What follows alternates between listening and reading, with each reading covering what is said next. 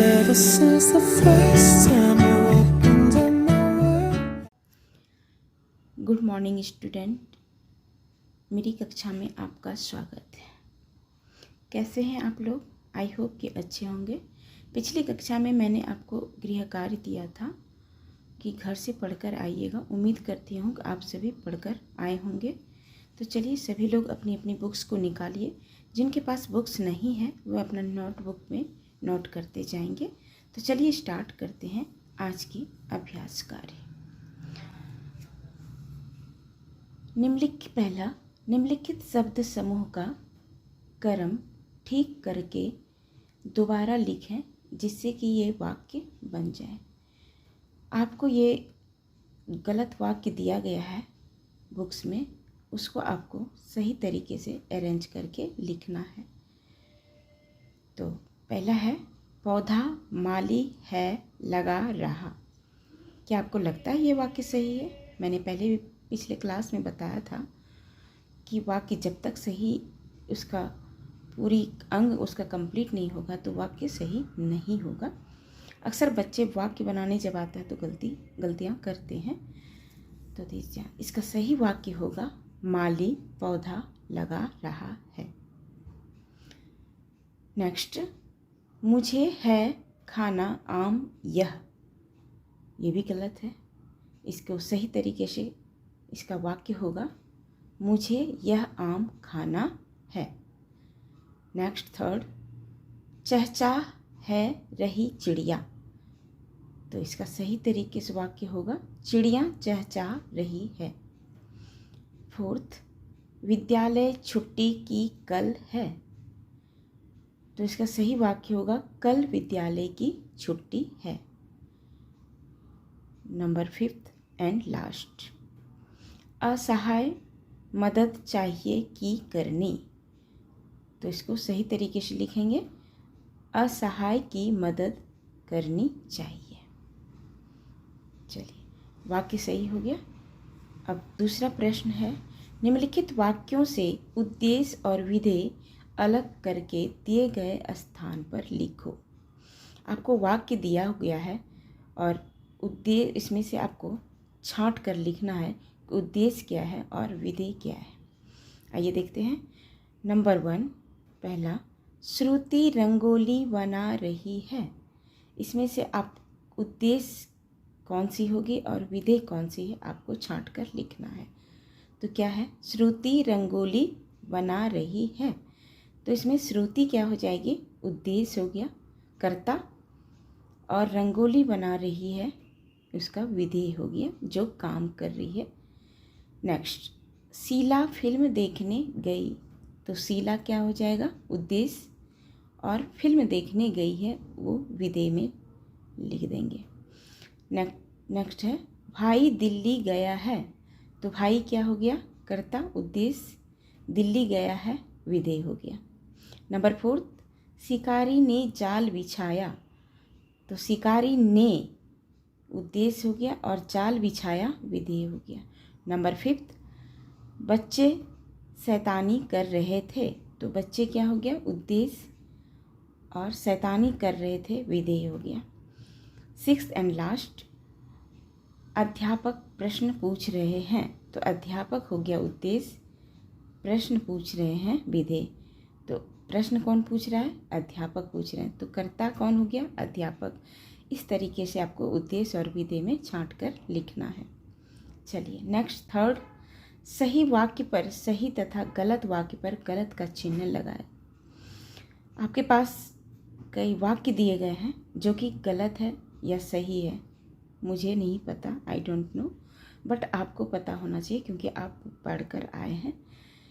तो ये आपको कुछ वाक्य दिए गए हैं जो आपको सही है तो सही लगाइए उसके जग सामने, और गलत जो है उसके सामने गलत का चिन्ह का प्रयोग कीजिए। नंबर 1, पहला, शब्दों का सार्थक समूह वाक्य कहलाता है। क्या आपको लग रहा है कि सही है? तो सही है तो सही के जगह पे चिन्ह लगाइए क्योंकि आप पढ़ के आए हैं और मैंने भी पढ़ाया है, शब्दों का सार्थक समूह को वाक्य कहते हैं।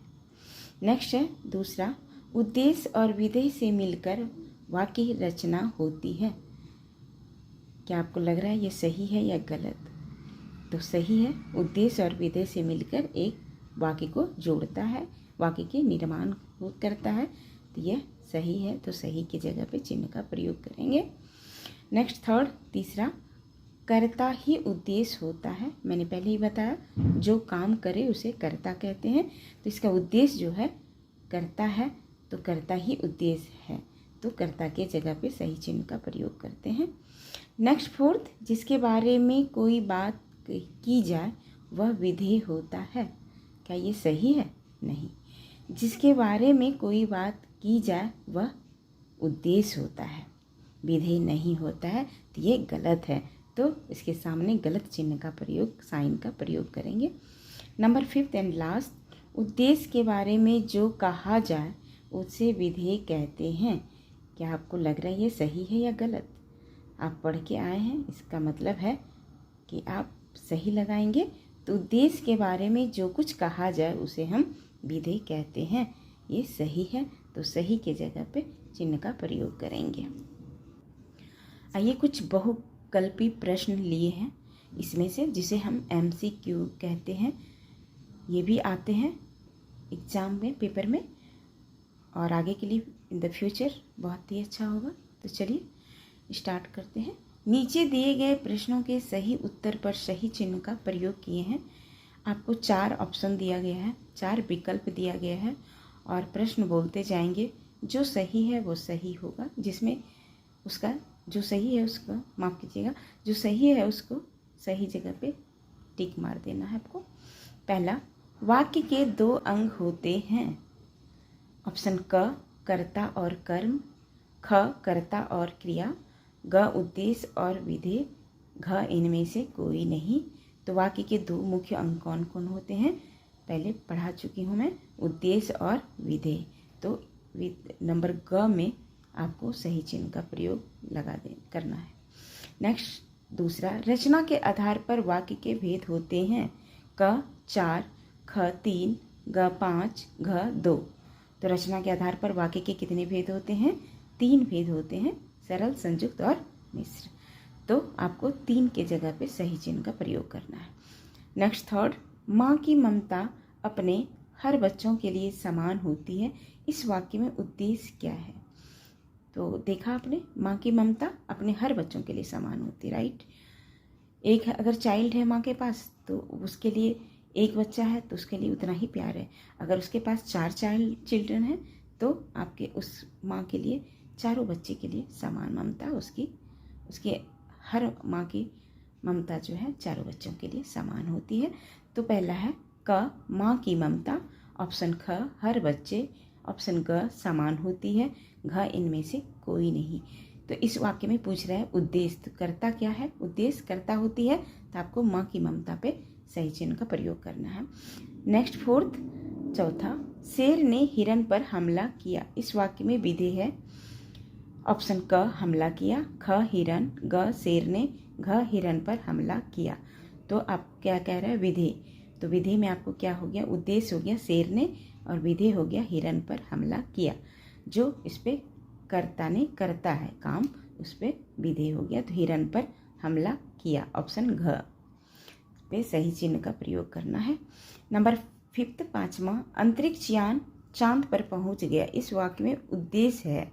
ऑप्शन क, चांद पर पहुंच गया, ख, पहुंच गया, ग, चांद, घ, अंतरिक्ष यान।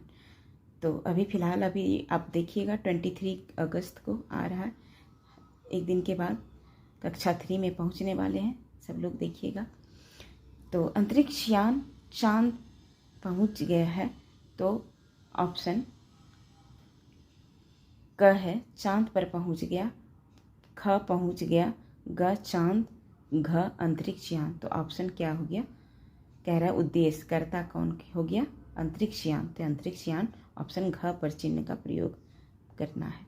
नंबर 6, छठा, वृक्ष को मत काटो। इस वाक्य में विधेय है। क, वृक्षों, ख, मत काटो, ग, काटो, घ, इनमें से कोई नहीं। तो वृक्ष इस वाक्य में विधेय पूछ रहा है, तो विधेय क्या होगा? मत काटो। तो ऑप्शन ख में आपको सही चिन्ह का प्रयोग करना है। नंबर 7वां, जब दो उपवाक्यों सरल को समुच्चय बोधक द्वारा जोड़ा जाए तो वे कहलाते हैं। ऑप्शन क साधारण वाक्य, ख संयुक्त वाक्य, ग मिश्रित वाक्य, घ इनमें से कोई नहीं। आपने देखा कि जब दो सरल वाक्यों को समुच्चय बोधक द्वारा जोड़ा जाता है तो वो कौन सी वाक्य कहलाते हैं? संयुक्त। दो ही वाक्य है तो जॉइंट है, तो संयुक्त वाक्य पे सही चिन्ह का प्रयोग करना ऑप्शन ख होगा। नंबर 8, राहुल और सोनल पढ़ रहे हैं। यह वाक्य उदाहरण है। आपको मैंने ऐसा वाक्य क्लास में पढ़ाया था कि राहुल और ईसा पढ़ रहे हैं, शायद आपको याद होगा या पढ़कर आए होंगे। तो देखते हैं ऑप्शन क सरल वाक्य, ख मिश्रित वाक्य, ग संयुक्त वाक्य, घ साधारण वाक्य। तो इसमें से ऑप्शन होगा सरल वाक्य। क्यों सरल वाक्य होगा? इसलिए कि जिस वाक्य में एक ही विधेय हो उसे हम क्या कहते हैं? सरल वाक्य। तो इसमें क्या कह रहा है? राहुल और सोनल दोनों एक ही काम कर रहे हैं। क्या कर रहे हैं? तो पढ़ रहे हैं, तो इसलिए यह सरल वाक्य है। तो ऑप्शन क में आपको सही चिन्ह का प्रयोग करना है। नेक्स्ट है 9वां, परिश्रमी व्यक्ति अवश्य सफल होता है। यह वाक्य उदाहरण है। ऑप्शन क सरल वाक्य, ख संयुक्त वाक्य, घ मिश्रित वाक्य, घ इनमें से कोई नहीं। क्या कह रहा है? परिश्रमी व्यक्ति अवश्य सफल होता है। तो जो मेहनत करते हैं वो अक्सर सफल होते हैं, अवश्य होते हैं। तो इसमें कौन है? बिल्कुल सिंपल है कि जो मेहनत करता है वो सफल होता है। तो ऑप्शन क में सरल वाक्य में आपको सही चिन्ह का प्रयोग करना है। नंबर 10 एवं लास्ट, जो व्यक्ति देश के लिए मरता है वही सच्चा देशभक्त है। यह वाक्य उदाहरण है। ऑप्शन क सरल वाक्य, ख संयुक्त वाक्य, ग मिश्रित वाक्य, घ इनमें से कोई नहीं। कह रहा है जो व्यक्ति देश के लिए मरता है वही सच्चा देशभक्त है। तो इसमें सरल वाक्य हमारा जो हो गया देश के लिए मर मिटने वाला। जो देश के लिए मर मिटने वाला अगर होता तो वह सरल वाक्य होता। लेकिन यहाँ क्या कह रहा है? बोल रहा है कि वही व्यक्ति सच्चा देशभक्त कहलाता है। तो इसका ये जॉइंट है, मिश्र वाक्य है। तो यह ऑप्शन ग मिश्रित वाक्य में आपको सही चिन्ह का प्रयोग करना है। तो आज के लिए आज का ज्ञान काफ़ी है। मिलते हैं नेक्स्ट क्लास में, हम टेस्ट लेंगे। आप सभी घर से पूर्णतः रूप से तैयारी करके आइएगा। तो नेक्स्ट क्लास, आज की क्लास यहीं रहने देते हैं। मिलते हैं नेक्स्ट क्लास में। तब तक के लिए अलविदा। अपना ख्याल रखें और स्वस्थ रहें। Wait to make you mad, 'cause ever since the first time